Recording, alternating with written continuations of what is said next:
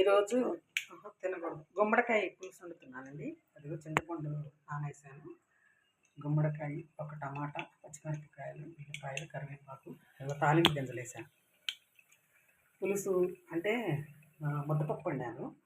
ఇదిగో ముద్దపప్పు కాంబినేషన్ వచ్చి పులుసు ఉండాలి కదా. గుమ్మడికాయ పులుసు అయితే బాగుంటుంది. ఇంట్లో గుమ్మడికాయ ఉంది. ఆ గుమ్మడికాయలు కోసి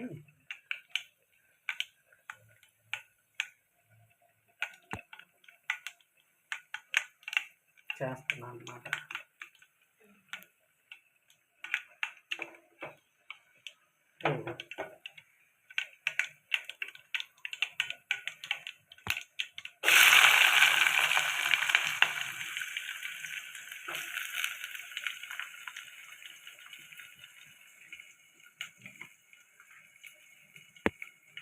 ఉల్లిపాయలు వేసేసి వేపుకోవాలి.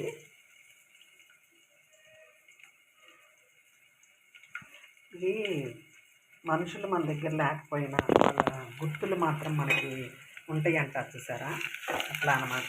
ఎట్లా అంటే నేను మా చుట్టాలింటికి వెళ్ళినప్పుడు ఆవిడ గుమ్మడికాయ పులుసు, బూడిద గుమ్మడికాయ వడియాలు, గుమ్మడికాయ పులుసు వేసి భోజనం పెట్టిందండి. అది నేను ఇప్పటికీ మర్చిపోను. ఎప్పుడో నాకు 20 సంవత్సరాల వయసు అప్పుడు పెట్టింది నాకు. ఆవిడ లేదు, అయినా కానీ నాకు ఆ కూర మాత్రం అట్లా గుర్తుండిపోయింది. చాలా బాగుంది, అసలు చాలా బాగుంది.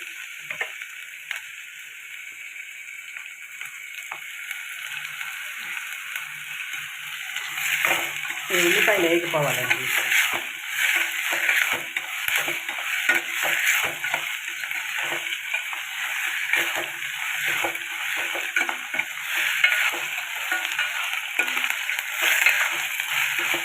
ఇది స్టీల్ గిన్నెలో వేసుకోవాలి. ఇత్తడి గిన్నెలో వేస్తే పులుసు కదా, అందుకని వేయలేదు. స్టీల్ గిన్నెలో పెడతాం.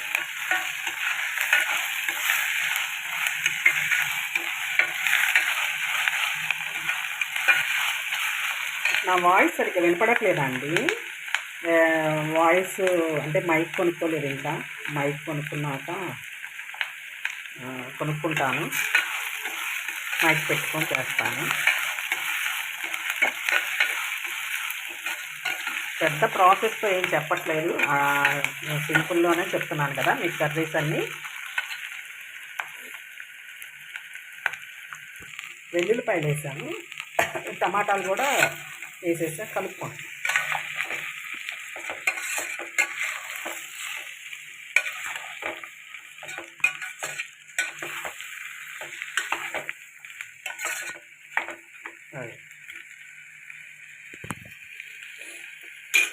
ఇది నీళ్ళు పోసుకోవాలి.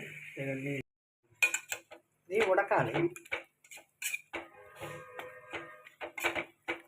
కొద్దిగా పసుపు, కొద్దిగా ఉప్పు వేసుకోవాలి.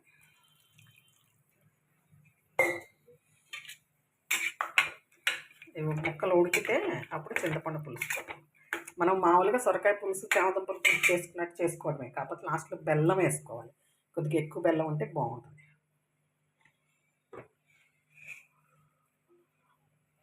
ఇదిగోండి ఉప్పు,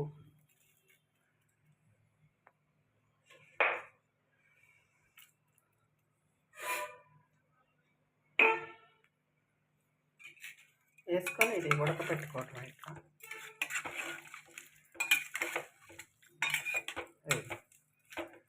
ఇవి ఉడికినాక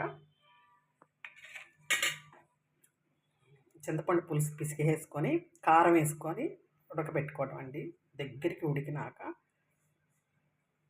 కట్టేసుకోవటమే పొయ్యి, ఇంకేం లేదు. అయితే అన్నం మనం ఒకసారి వేసుకొని తింటే చూపిస్తాను నేను మీకు. ముద్దపప్పును గుమ్మడికాయ పులుసు చూపిస్తాను. లైక్ చేసి సబ్స్క్రైబ్ చేయండి. 2-3 లైక్ చేస్తున్నారు, అందరూ చూస్తున్నారు కానీ సబ్స్క్రైబ్ చేసుకోవట్లేదు. ప్లీజ్ ప్లీజ్ ప్లీజ్ సబ్స్క్రైబ్ చేసుకోండి. Thank you. లైక్ చేసిన వాళ్ళకి, చూసిన వాళ్ళకి అందరికీ థ్యాంక్ యూ సో మచ్.